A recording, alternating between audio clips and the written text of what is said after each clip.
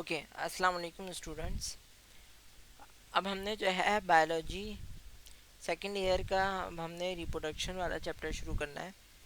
हमने रिप्रोडक्शन में क्या क्या देखना है, हमने इसकी गैमेटोजेनेसिस देखनी है, मैटिंग का प्रोसेस देखना है, हमने फर्टिलाइजेशन का देखना है, और हमने किस तरह जो है वो एक सेल किस तरह डेवलप होगा फ्रॉम द मदर बॉडी, और वो आफ्टर अपनी ट्राइमेस्टर किस तरह कंप्लीट करेगा, और वो किस तरह जो है वो डेवलपमेंट का फेज से गुजरेगा।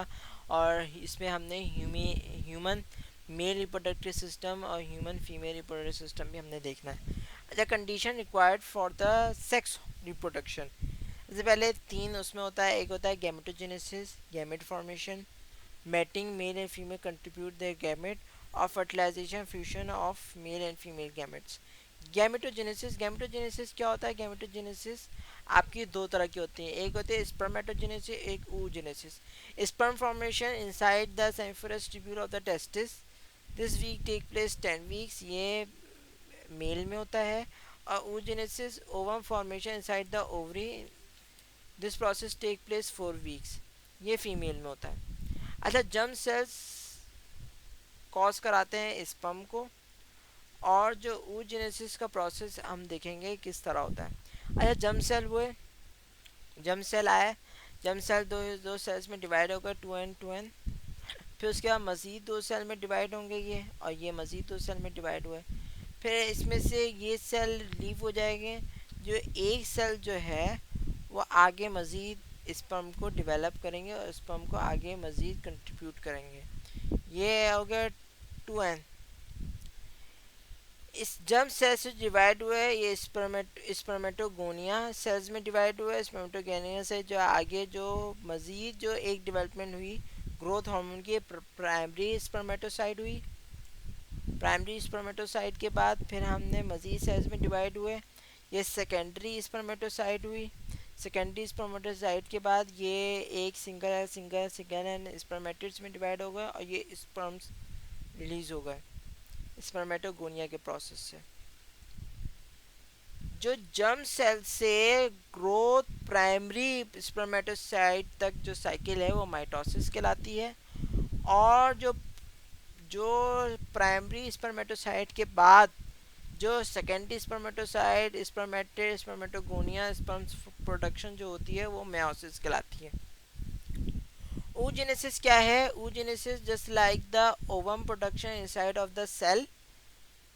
ये कैसे होता है? ये 4 वीक में कंप्लीट होती है। इसमें भी जर्म सेल हुए, डिवाइड हुए, फिर मज़ीद इनकी डेवलपमेंट हुई, उसमें से कोई एक सेल जो है आगे मज़ीद प्रोसीड करेगा ग्रोथ हार्मोन। जो फर्स्ट सेल जो डिवाइड हुए थे वो प्राइमरी oocyte कहलाई, oogonia से हुए थे। हमने पहले स्पर्मेटोगोनिया कहा था, अब हम इसको oogonia कहेंगे, फीमेल में हो रही है। जर्म सेल से प्राइमरी oocyte तक जो साइकिल होगी वो माइटोसिस कहलाएगी oogonia में, और प्राइमरी प्राइमरी oocyte से जो साइकिल होगी वो ओवम तक जो कहलाएगी वो कहलाएगी मियोसिस कहलाएगी। अच्छा, प्राइमरी oocyte से डेवलपमेंट हुई सेकेंडरी oocyte। सेकेंडरी oocyte जो है वो तीन हिस्सों में डिवाइड हो गया। एक money polar body, polar body, दो पोलर बॉडीज बन गई, दो पोलर बॉडीज बन गई, आगे मजीद प्रोसीड करेंगी। तीन पोलर बॉडीज आर रिमूव हो जाएंगी, नॉन फंक्शनल होंगी। कोई एक पोलर बॉडी ओवम में जाके ओवल्यूशन कराएगी और वो इनसाइड ऑफ द प्लासेंटा में चली जाएगी। ये गैमेटोजेनेसिस का प्रोसेस है। अब हम ह्यूमन मेल सिस्टम की बात करते हैं कि ह्यूमन मेल सिस्टम किस तरह होता है। अच्छा, ह्यूमन मेल सिस्टम की हमने आपके लिए डायग्राम बनाई है। ये डायग्राम देखें, ये यूरिटर है। यूरिटर का क्या काम होता है? From the kidney to the urinary bladder तक जो लाइन जो पाइप आ रहा होता है वो यूरिटर कहलाता है। Inside of the urinary bladder, urinary bladder के अंदर सेमिनल वेसिकल्स आते हैं, एजेक्टरी डक्ट आता है, प्रोस्टेट ग्लैंड आते हैं। जो ये यूरिथ्रा जो होता है वो आउटसाइड जो ओपनिंग कराता है यूरिथ्रा कराता है। Urinogenital duct, 20 to 40% semen is release from the urethra, urinogenital. उसके बाद जो टेस्टिस जो होते हैं हमारे पास, स्पर्म प्रोडक्शन टेस्टिस भी होते हैं हमारे पास। जो यूरिनरी आपका पूरा सिस्टम है उसमें टेस्टिस होंगे आपके पास। उसके आउटसाइड ऑफ द टेस्टिस जो कवरिंग करेंगे वो स्कॉटम होगा, हमारे पास यूरिथ्रा होगा, प्रोस्टेट ग्लैंड होगा, सेमिनल वेसिकल्स होंगे। अच्छा, ये जो प्रोस्टेट ग्लैंड के नीचे जो है वास्ट डिफरेंस कॉर्पस ग्लैंड भी मौजूद होता है, जो कि आपके पास सीमेन को पास आउट करने में मदद देता है। और टेस्टिस के आउटर साइड एक और कवरिंग होगी जिसको हम एपिडिडाइमस कहेंगे। सीमेन क्या होता है? It is a male reproductive secretion which consist of the sperm. ये स्पर्म की सिक्रीशन कराएगा और प्रोस्टेट ग्लैंड की डेवलपमेंट कराएगा जब आफ्टर द मेच्योरिटी जो है सेमेन की जो प्रोडक्शन जो होती है वो बढ़ जाती है। 60% फ्लूइड होता है इसमें, volume 2 to 5 ml। Sperm count जो होते हैं वो 20 to 150 million of ml of semen. 20 से कम होगा तो मेल स्पर्मेटोगोनिया हो जाएगा, यानी कि मेल इनफर्टिलिटी 20 से कम होगा। अच्छा, पीएच इसका देख लें। पीएच इसका न्यूट्रल होता है, 7.2 to 7.4। शुगर फ्रक्ट, ये शुगर से बना होता है, शुगर फ्रक्टोज होती है। अच्छा, इसका काम क्या होता है? सीमेन का काम होता है to control the acidity of urine and it provide the nourishment of the food. ये एसिडिटी ऑफ यूरिन यानी कि यूरिन बहुत ज़्यादा जो है एसिड ना हो जाए, कंट्रोल करके रखता है। अच्छा, फिर हमने क्या देखना? हमने कॉपर्स ग्लैंड देखना है। हमने हमने जब ह्यूमन मेल रिप्रोडक्टिव सिस्टम में ही एक और पार्ट होता है कॉपर्स ग्लैंड, पिट्यूटरी ग्लैंड। ये क्या होता है? जो सीमेन की जो मेन प्रोडक्शन जो होती है, सीमेन जहाँ से पास आउट होता है, वो कॉपर्स ग्लैंड क्या करता है? मेंटेन और रेगुलेट द न्यूट्रल इन्वायरमेंट करके रखता है। ये अल्कलाइन ट्रांसपेरेंट सिक्रीशन होती है पास थ्रू द यूथरा। ये पास होता है, अल्कलाइन ट्रांसपेरेंट सिक्रीशन पास होती है यूथरा बिफोर द सीमेन से पहले, टू कंट्रोल द इन्वायरमेंट। अच्छा, अब हमने क्या देखना है? अब हमने टेस्टिस में देखना है कि टेस्टिस की जो साइकिल है वो किस तरह होती है। उसके बाहर, टेस्टिस के बाहर जो है एपिडिडाइमस होते हैं। एपिडिडाइमस सेल जो है वो inside of the sales produce, जो सेल्स होते हैं मौजूद, वो रेटस टेस्टिस कहलाते हैं। रेटस टेस्टिस के बाद जो ये इनसाइड ऑफ द जो टेस्टिस के अंदर डेवलपमेंट जो हुई होती है ना, ये तरीके से किडनी शेप्ड होती है। एपिडिडाइमस के बाद जो अंदर वाले सेल हैं एपिडाइमस के, वो रेटिस टेस्टिस कहलाते हैं। रेटिस टेस्टिस के बाद जो आउटर कवरिंग होता है साइमनस ट्यूब्यूल्स कहलाती है। टेस्टिस के जो सेल्स मौजूद हैं, इंटरस्टिशियल सेल, लाइगन सेल, दरअसल जो आफ्टर द जो मैटिंग हो रही होती है, जो इंटरस्टिशियल सेल जो स्पर्म लेके जाते हैं, वो लाइगन सेल की मदद से जाते हैं। उसके बाद जो है वो इसकी लोब्यूल्स मौजूद होती है, कोन शेप लाइक 250 to 300। अच्छा, सेमीफरस ट्यूब्यूल जो हमने ऊपर बात की थी कि सेमीफरस ट्यूब्यूल है क्या? Seminiferous tubule it is a germ cell. मैंने आपको बताया था ना कि ये जो है जब आफ्टर जो मैटिंग जब हो रही होती है, तो ये जर्म सेल को लेके जाते हैं फॉर रिप्रोडक्शन कराना है। स्पर्मेटोजेनेसिस, मेल में जो स्पर्मेटोजर्म सेल की जो कॉज होती है, जो आफ्टर जर्म सेल जो डेवलप होता है स्पर्म्स में by the help of spermatogenesis और द सर्टोरी सेल्स, इसमें छोटे छोटे सेल्स मौजूद होते हैं जो कि स्पर्म को नरिशमेंट प्रोवाइड करते हैं। वो हार्मोन भी एक तरीके से स्पर्म के वक्त जो है प्रोडक्शन और सीमेन की जो मेन जो प्रोडक्शन है और मेन रिलीज जो है सीमेन का, वो सर्टोरी सेल्स की मदद से ही होता है। अच्छा, अब हमने देखना है ह्यूमन फीमेल रिप्रोडक्टिव सिस्टम। मैंने आपको बताया था कि डे 1 to डे 14 किस तरह आफ्टर ओव्यूलेशन हो गई। ओव्यूलेशन के बाद जो है वो आपके पास जो है वो उसकी कॉर्पस ल्यूटम ने उसकी डेवलपमेंट की, मेच्योर किया और after 28 cycle it is release हो गया। और वो रिलीज़ ओवरी से हुआ, ओवरी ने भेज दिया ओवम को अंदर इनसाइड द, ये पूरा विजाइना ह्यूमन रिप्रोडक्टिव सिस्टम पूरा प्लासेंटा से कैसे होता होता विजाइना में आएगा, हम ये देखेंगे इसमें। ओवम ओवम रिलीज हुआ। ओवम के बाद जो है ये ओवम में क्या होता है, ये इनसाइड द प्लासेंटा ये सीरियस सेल्स होते हैं, यानी कि हेयर लाइक सेल्स होते हैं, ये ओवम को 3 to 4 डेज जो है वो कवर करके रखते हैं, यानी अटैच करके रखते हैं, खींच के रखते हैं। उसके बाद इसकी डेवलपमेंट होती है मेरुला। मेरुला इसकी आउटर साइड डेवलप होने शुरू होते हैं प्लास्टुला। जो इनसाइड ऑफ द सेल जो होता है वो काफ़ी डेवलप हो जाता है। उसके outside inside of the cell जो होते हैं इसमें वाटरी फ्लूइड होता है, और जो आउटसाइड ऑफ द फ्लूइड होते हैं वो दूसरे को फैट पार्टिकल, उसमें फैट पार्टिकल भी डिपॉजिट होना शुरू हो जाता है, वो कवर करके रखता है। उसके बाद फिर वो मरुला मरुला ब्लास्टुला फिर जो है ब्लास्टोसिस्ट ब्रस्ट हो जाता है इनसाइड। और वो जब इधर जो डेवलपमेंट शुरू होगी बेबी की, वो 9 मंथ्स तक रहेगी। उसके बाद यहाँ से जो है वो ओव्यूलेट बाहर आ जाएगा। यहाँ से जो उसकी जो बाहर जो बेबी आएगा वो इम्प्लांटेशन गेस्टेशन पीरियड के बाद 9 मंथ्स के बाद जो है ये सारा प्रोसेस होता है। विजाइना जो ह्यूमन फीमेल रिप्रोडक्टिव सिस्टम जो होती है वो स्मूथ मसल से बनी होती है। ये आपका outer side of the fallopian tube है। ये यूट्रस है पूरा। यूट्रस में आया मोरुला मोरुला ब्लास्टुला, यूट्रस में आया, डेवलपमेंट हुई प्लासेंटा में। प्लासेंटा के बाद फिर जब वो रिलीज जब वो होगा यूट्रस के ज़रिए बेबी, फिर 9 मंथ्स के बाद फिर बाहर आ जाएगा। अच्छा, इसमें जो है फिब्रॉइड सेल्स होते हैं, ये जो ओवरी ओवम से जो कनेक्ट होते हैं ये फिब्रॉइड सेल्स होते हैं, ये जो कनेक्टेड होते हैं ओवम से। इसके जो विजाइना के जो एंटीरियर पार्ट है वो सर्विकल कैनाल का आता है, 2 to 5 सेंटीमीटर होते हैं। ओवरी से जो विजाइना की एक लिगामेंट कनेक्ट होता है, ओवरियन लिगामेंट कहलाता है। इसके जो टिप पॉइंट जो होता है वो सर्विक्स कहलाता है विजाइना का।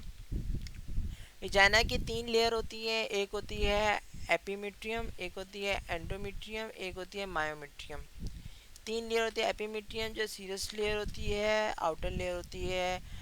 मायोमीट्रियम जो होती है स्मूथ लेयर होती है। एंडोमीट्रियम जो होती है inside of the high vascular blood vessels की होती है।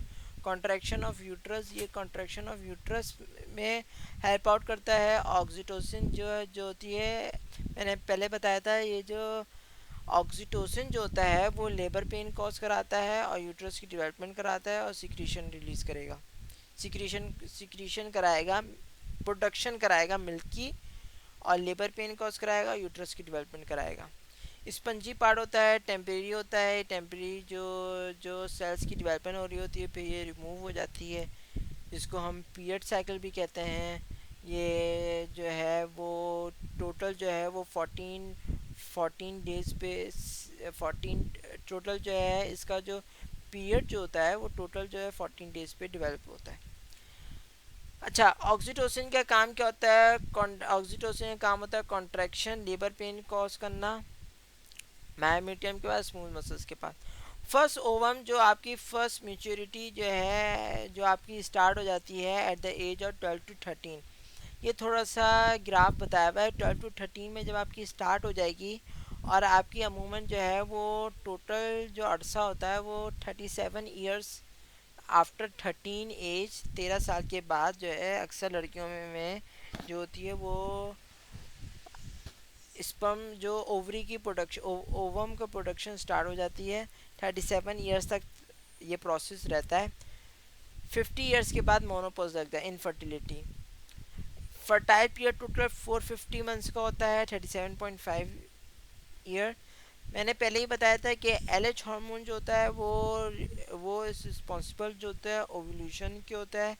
और FSH हार्मोन जो कि पहले FSH का काम क्या होता है? FSH का काम ईस्ट्रोजन की मदद से ओव्यूलेशन कराएगा, और आफ्टर द ओव्यूलेशन LH की मदद से जो होता है प्रोजेस्टेरॉन तक लेके जाएगा वो इनसाइड ऑफ द ओवरी, और वो ओवम यहाँ से रिलीज हो जाएगा। अच्छा, जो first after the first cleavage the cells can be divided. First जब क्लीवेज होगा तो सेल्स डिवाइड हो जाएंगे। जब सेल्स डिवाइड होंगे, जब आफ्टर फर्स्ट करें तो एम्ब्रियो बन जाएगा वो। मेरुला ब्लास्टुला ओवम ओवरी आई, मेरुला आया, ब्लास्टुला आया, ब्लास्टोसिस्ट हुआ, उसके बाद फिर एम्ब्रियो बन गया इनसाइड द प्लासेंटा, उसके बाद फिर यूट्रस के थ्रू बाहर आ गया बेबी।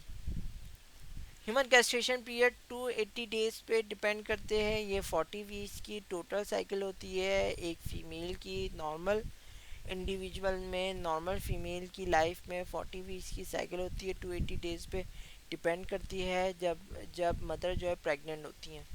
अक्सर अक्सर जो है वो 270 डेज भी आया है, 280 डेज भी आया है। ये हमने थोड़ा सा आपके लिए ग्राफ बनाया है ताकि आप ग्राफ से समझ लें कि किस तरह साइकिल क्या होती है। ग्राफ बहुत आसान है। अच्छा, पिट्यूटरी ग्लैंड से जो है एफएसएच एलएच हार्मोन तो रिलीज होते हैं, जैसा कि मैंने आपको पहले बताया। पिट्यूटरी ग्लैंड कहाँ फाउंड होता है? हाइपोथैलेमस के पास मौजूद होता है। जब एफएसएच की लेवल बड़ा होगा, एफएसएच का लेवल बड़ा होगा तो ग्राफिकन फॉलिकल की डेवलपमेंट होगी और ईस्ट्रोजन लेवल उस वक्त जो है बढ़ जाएगा। ठीक है। और जब एफएसएच का लेवल कम हो जाएगा, एफएसएच का लेवल उस वक्त कम होगा जब ओव्यूलेशन हो जाएगी। फिर जब ओव्यूलेशन होने के बाद जब दोबारा कॉर्पस ल्यूटियम की डेवलपमेंट स्टार्ट होगी सेल के ऊपर, तो एलएच का हार्मोन बढ़ जाएगा। एलएच का हार्मोन, जब एलएच का हार्मोन होगा तो वो प्रोजेस्टेरोन के लेवल को बढ़ा देगा। इमेच्योर फॉलिकल, इमेच्योर फॉलिकल आया ओवरी में, फिर गैनुसा सेल्स हुआ। गैनुसा सेल्स के बाद ग्राफिकन फॉलिकल की डेवलपमेंट हुई। ग्राफिकन फॉलिकल के बाद भी ओवम में रिलीज हुआ। जब ग्राफिकन फॉलिकल की डेवलपमेंट हुई और ओवम की रिलीज होने से पहले एफएसएच बढ़ा रहा। एफएसएच किसकी वजह से बढ़ा हुआ? ईस्ट्रोजन की वजह से। ईस्ट्रोजन रिलीज होते रहे। ईस्ट्रोजन हाइपोथैलेमस के पास आया, हाइपोथैलेमस से रिस्पांस आया, ईस्ट्रोजन रिलीज कराया, एंटीरियर पिट्यूटरी ने जो है एफएसएच बढ़ाना शुरू कर दिया। जब ओव्यूलेशन हो गई उसके बाद कॉर्पस ल्यूटियम की डेवलपमेंट होने के आगे आगे जाएगा ना ओवरी में, तो ओवरी में जाएगा, फिर आगे मज़ीद क्लेवेज होगी, फिर ब्लास्टुला बनेगा, फिर ब्लास्टोसिस्ट बनेगा। उसके बाद फिर एम्ब्रियो की डेवलपमेंट होगी। तो एलएच जो हाइपोथैलेमस से रिस्पांस आया है कि प्रोजेस्टेरोन का लेवल बढ़ गया, और प्रोजेस्टेरोन का लेवल जैसे ही बढ़ा उसने फॉर एंटीरियर पिट्यूटरी को कहा कि एलएच की प्रोडक्शन बढ़ा दो। एलएच की प्रोडक्शन बढ़ गई। फिर ओव्यूलेशन साइकिल, फिर जो है ओवरी से ओवम आ गया अंदर यूट्रस के अंदर, और यूट्रस के प्लासेंटा में पूरी डेवलपमेंट हुई। 9 मंथ्स की साइकिल कंप्लीट हुई। फिर यूट्रस के थ्रू लेबर पेन जनरेट हुआ। लेबर पेन ऑक्सीटोसिन कंट्रोल करेगा। उसके बाद बेबी जो है वो बाहर आ जाएगा। जीएनआरएच हार्मोन जो एंटीरियर पिट्यूटरी हार्मोन जो एफएसएच एलएच जो कराते हैं, इन दोनों का नाम होता है वो जीएनआरएच हार्मोन होता है, गोनिडोट्रोपिन रिलीजिंग हार्मोन। फॉलिकल की डेवलपमेंट जो होती है वो फॉलिपिन ट्यूब में होती है, जो inside of the ovum of the ovary के अंदर जो आ गया था। ये fallopian tube outside of the fallopian tube में होती है। इधर जो है ओवरी की फॉर्मेशन होती है in the form of fibroid cells. Fibroid cells होते हैं अंदर, हेयर लाइक स्ट्रक्चर होते हैं, सीरियाज मौजूद होते हैं अंदर। Day 1 to day 5 menses cycle. अच्छा, human female reproductive cycle 4 phases में डिवाइडेड है। Menses phase cycle, follicle phase cycle, ovulation phase cycle और corpus luteum cycle. Menses phase cycle day 1 to day 5, मैंने जैसा कि पहले बताया कि जो हाइपोथैलेमस से रिस्पांस आया ईस्ट्रोजन की लेवल को बढ़ा दो। ईस्ट्रोजन ने क्या किया? एंटीरियर पिट्यूटरी को बताया कि एफएसएच की प्रोडक्शन इंक्रीज करनी है। इंक्रीज हुई। इसमें क्या होगा? फर्स्ट फेज होता है। ये फर्स्ट फेज में क्या होता है? एपिथेलियल टिश्यू, इसमें से एपिथेलियल टिश्यू जो होती है वो रप्चर होना शुरू होता है, एपिथेलियल टिश्यू गिरना शुरू होते हैं और ब्लड रिलीज होना शुरू होता है outside of the body through vagina, और न्यू एपिथेलियल टिश्यूज की डेवलपमेंट होना शुरू होती है। उसके बाद सेकंड फेज है, आपका फॉलिकल फेज। फॉलिकल फेज में क्या होता है? फॉलिकल फेज डे 6 से डे 13, ये प्रोलिफेक्टिव फेज कहलाता है। प्रोलिफेक्टिव फेज कहलाता है या बिफोर द ओव्यूलेशन। ये क्या होगा? फॉलिकल सेल्स, फॉलिकल जो डेवलप होगा, granulosa cells inside of the, उसके बाद पे एंट्रम होगा inside of the cell, cytoplasm. जो सेल्स के इनसाइड ऑफ द सेल होता है साइटोप्लाज्म, वो एंट्रम होता है। ये ग्रैनुलोसा सेल्स की डेवलपमेंट होगी। ग्रैनुलोसा सेल्स की जब डेवलप हो जाएंगे फॉलिकल, फिर उसके बाद ईस्ट्रोजन जो है वो क्या करेगा, ईस्ट्रोजन ओव्यूलेट करा देगा। और ईस्ट्रोजन ने जैसे ही ओव्यूलेट कराया एफएसएच की प्रोडक्शन वहीं रुक गई। फिर एफ एलएच की प्रोडक्शन स्टार्ट हो गई। जब ओव्यूलेट होने के बाद, ओव्यूलेशन होने के बाद जब वो कॉर्पस ल्यूटियम के पास आएगा, कॉर्पस ल्यूटियम उसकी दोबारा से डेवलपमेंट कराएगा। और प्रोजेस्टेरॉन रिस्पॉन्स आया हाइपोथैलेमस से, प्रोजेस्टेरॉन ने जो है वो ओवरी की दोबारा डेवलपमेंट शुरू कर दी। कॉर्पस ल्यूटियम फैट सेल जो उसमें डेवलप होते रहे। फिर एंटीरियर पिट्यूटरी से हार्मोन रिलीज़ हुआ, उसने एलएच की प्रोडक्शन इंक्रीज़ करवाई। जब एलएच की प्रोडक्शन, कॉर्पस ल्यूटियम जो डेवलप होना शुरू हुआ, ये सिक्योरिटी फेज होता है। और आफ्टर द 28 डे प्रोजेस्टेरॉन की मदद से जो है वो inside of the ovum inside of the ovary आ जाती है और प्लासेंटा में ओवम आ जाता है। तो उसके बाद मज़ीद उसकी साइकिल चलती है। जब वो प्लासेंटा में जो हार्मोन आएगा वो ह्यूमन क्रॉनिक गोनोट्रोपिन हार्मोन होगा। एम्ब्रियो कहाँ होता है, एम्ब्रियो का जो होती है वो एंडोमेट्रियम होते हैं। मेनली जो इम्प्लांटेशन जो होती है ओवम की, वो एंडोमेट्रियम में होती है। अच्छा, ये हमने थोड़े से कॉजेज़ लिखे हैं कि ये क्या है। ये हमने बात करनी है डिसऑर्डर्स की, कि हम जब भी बात करें तो हमने इसकी बात करनी होती है कि हमने जब भी कोई भी हार्मोन किसी भी रिलेटेड कोई भी एंजाइम कोई भी सिक्रीशन हमने बात करेंगे तो हम उसके डिसऑर्डर्स की भी बात करेंगे। डिसऑर्डर्स में होता क्या है। Causes of a male infertility, azo azoospermia, total absence of the sperm in semen. ये मेल इनफर्टिलिटी का जो फर्स्ट डिसऑर्डर है, यानी कि सीमेन जब पास होगा तो उनमें स्पर्म की प्रोडक्शन होगी नहीं, स्पर्म टोटल एब्सेंट हो गए।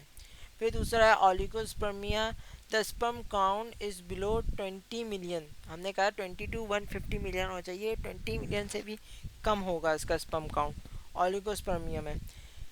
स्पर्म डिफॉर्मिटीज़ क्या होगी, स्पर्म डिफॉर्मिटीज़ क्या होगी, ये स्पर्म का साइज चेंज हो जाएगा। ऑटो इम्यून डिसऑर्डर क्या होगा, और चौथा इसका डिसऑर्डर है auto immune disorder. Auto immune disorder यानी कि जेनेटिकली भी हो सकता है। ये एंटीबॉडीज़ ऐसी डेवलप हो जाएंगी जो कि खुद स्पर्म को डिस्ट्रॉय करने लगेंगी। जैसे ये एक नॉर्मल स्पर्म है, अब ऐसा स्पर्म और ये एबनॉर्मल स्पर्म है, कोई भी एंटीबॉडीज़ डेवलप हुई जो उसने इसको डिस्ट्रॉय करना शुरू कर दिया, इसके सेल्स को तोड़ दिया, इसका कोई भी इसका स्ट्रक्चर चेंज हो गया, तो वो भी मेल इनफर्टिलिटी में आएगा। Causes of female infertility, female infertility क्या है, failure to ovulate, hormonal disorder, abnormal secretion of S H L H. समझें कि एफ एस एच रिलीज़ हुआ, एल एच रिलीज़ ही नहीं हुआ। हाइपोथैलेमस ने जो है वो प्रोजेस्टेरॉन का लेवल तो इंक्रीज़ किया मगर एंटीरियर पिट्यूटरी से एफएसएच आया ही नहीं, तो ओव्यूलेट ही नहीं होगा, तो प्रोडक्शन ओवम की होगी नहीं। पूरी अपनी साइकिल पीरियड, पूरा अपना पीरियडिक साइकिल ही कंप्लीट नहीं करेगा। ये भी पहली इनफर्टिलिटी की वजह हो सकती है। दूसरी क्या होती है, ब्लॉक ओविडक्ट, ये फॉलिपिन ट्यूब में ब्लॉकेज हो जाना, यूट्रस की ब्लॉकेज हो जाना, फॉलिपिन ट्यूब की ब्लॉकेज हो जाना। ओवरी होती है, ओवरी क्लोज ही रहती है, अक्सर लोगों की ओपन ही नहीं होती। जब ओवरी का ओपन ही नहीं होना होगा तो ओवम कैसे आएगा फॉलिपिन ट्यूब में और यूट्रस में, तो ये दूसरा होता है। This type of female infertility में cause the test tube baby I V F in vitro fertilization. अच्छा, फिर हम उसको कुछ जो है वो लेबॉर्ट्री और कुछ सर्जरी बेसिस पे जो है हम इसकी जो है वो इसको ट्रीट भी करते हैं इन विट्रो फर्टिलाइजेशन। विट्रो जो होता है आउटसाइड ऑफ द बॉडी के ज़रिए हम इसको ट्रीट करेंगे, और वीवो होता है इनसाइड ऑफ द बॉडी के लिए हम ट्रीट करेंगे। अच्छा, तीसरा है यूट्रस डैमेज। यूट्रस डैमेज यानी कैंसरस सेल, फिब्रॉइड और बिग्निन की डेवलपमेंट हो जाती है, ट्यूमरस सेल डेवलप हो जाते हैं यूट्रस में, जिसकी वजह से जो है कैंसरस सेल होते हैं ये, जैसे कि हमें पता है, इसकी वजह से ये ओवुलेशन को इन्हेंस नहीं करते, ओवुलेशन को प्रिवेंट नहीं करेंगे ये। चौथा जो है वो हमारे पास डिसऑर्डर है cervical mucus defect. Cervical mucus defect during the cervical mucus defect में क्या आएगा, ट्यूमर्स यानी कि जो कैंसरस सेल है वो मैलिग्नेंट वो स्प्रेड होना शुरू हो जाएगा। हमने पहले बात की थी कि यूट्रस जो है वो उसमें कैंसर सेल डेवलप होंगे, तो ऐसी बात है कैंसरस सेल की ये क्वालिटी होती है, कैंसरस सेल जो होता है वो फैलता है, वो कॉज करेगा आपके यूट्रस को भी, आपके प्लासेंटा को भी, आपके विजाइना को भी, और इनमें हार्मोनल चेंजेस, आपकी ओवरी भी डैमेज कर सकता है। तो जो कैंसरस सेल है फिब्रॉइड और बिग्निन, वो कभी कभार वो मेलिग्नेंट सेल यानी स्प्रेडिंग सेल्स भी बन जाते हैं। ट्यूमर जो होगा, जो मेलिग्नेंट होगा वो स्प्रेडिंग सेल होगा, और जो बिग्निन होगा वो स्प्रेडिंग सेल नहीं होगा। अक्सर जो और अक्सर जो वुमेन में जो इश्यूज आ रहे होते हैं वो बिगनन के आ रहे होते हैं, नॉन स्प्रेडिंग सेल्स होता है, वो इजीली जो है वो कैंसर सेल को हमने रिमूव कर दिया, वो इजीली जो है ओवुलेट कर सकती हैं। लेकिन कभी कभार ऐसा भी होता है मैलिग्नेंट सेल स्प्रेडिंग सेल्स में होते हैं, जिसकी वजह से ओवुलेशन में बहुत ज़्यादा मसला होता है। चौथा डिफेक्ट है cervical mucus defect during the ovulation mucus in the cervix. ये सर्विक्स की जो ओवुलेशन जो होती है, ओवुलेट जो ओवरी के ज़रिए, ओवम के ज़रिए, जो ओवरी के ज़रिए जो ओवम में आ जाएगा, तो जो फॉलिपिन ट्यूब जो यूट्रस का पार्ट है वो इधर फ्लूइड मौजूद होता है, तो उसमें ऐसा फ्लूइड कैंसरस सेल जो बनेगा उसका ऐसा फ्लूइड मौजूद होगा, या ऐसा एबनॉर्मल, कैंसर सेल तो एबनॉर्मल खुद है, तो वो जब कैंसरस सेल जब आपस में इन्फेक्ट करने लगेगा तो वो ऐसे फ्लूइड कॉज कराएगा यूट्रस के अंदर, जो कि स्पर्म को, जो कि ओवम को जो है वो प्रिवेंट करेंगे स्विम करने से। The sperm can not be swim toward the uterus of the mucus membrane, और म्यूकस मेम्ब्रेन की जो फ्लूइड होगा वो थिकर हो जाएगा। अच्छा, पांचवा है इसका एंडोमेट्रोसिस। एंडोमेट्रोसिस क्या है, it is a condition it mean the small piece of endometrium start growing.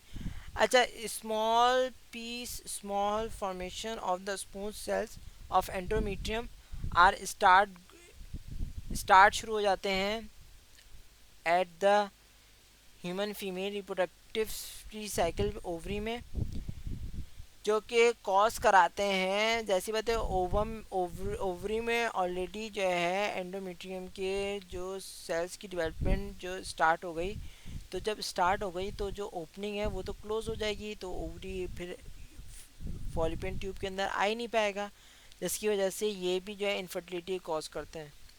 Oestrogen and progesterone can develop in the follicle during the ovulation, जैसे हमने बात की ओव्यूलेशन में डेवलप करेगा, ओव्यूलेशन में हेल्प आउट करेगा इन द यूट्रस में।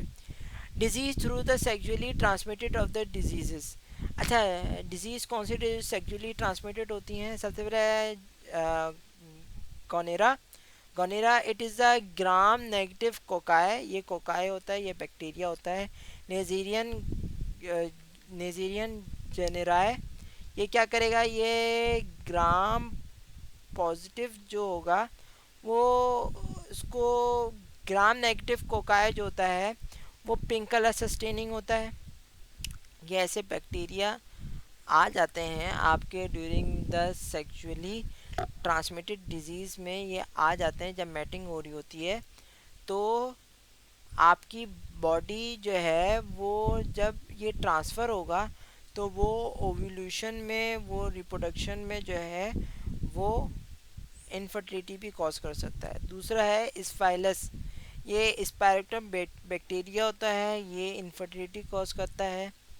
इसका क्या है, ट्रेपनोमा पैलिडियम इसका नाम है, ट्रेपनोमा पैलिडियम नाम है स्पायरोकोइटर बैक्टीरियम का, ट्रेपनोमा पैलिडियम इसका नाम है, ये भी इनफर्टिलिटी और डेथ कॉज करेगा। Genital herpes, genital herpes simplex virus painful और ब्लिस्टर्स बन जाएंगे जेनिटल ऑर्गन में इन मेल और फीमेल दोनों। और AIDS, sexually transmitted disease AIDS, human immune deficiency virus, जो कि एड्स जो इजीली ट्रांसफ़र हो सकता है। और अब तो ये कहा जाता है कि जो एड्स जो है वो हेरिडिटरी भी ट्रांसफ़र हो सकता है, यानी एड्स इतना ख़तरनाक है, एक्वायर्ड इम्यून डेफिशिएंसी सिंड्रोम, तो इसको बहुत एहतियात करनी पड़ती है। और आज का जो है हमारा जो है वो बायोलॉजी सेकेंड ईयर का रिप्रोडक्शन का चैप्टर यहाँ ख़त्म हुआ।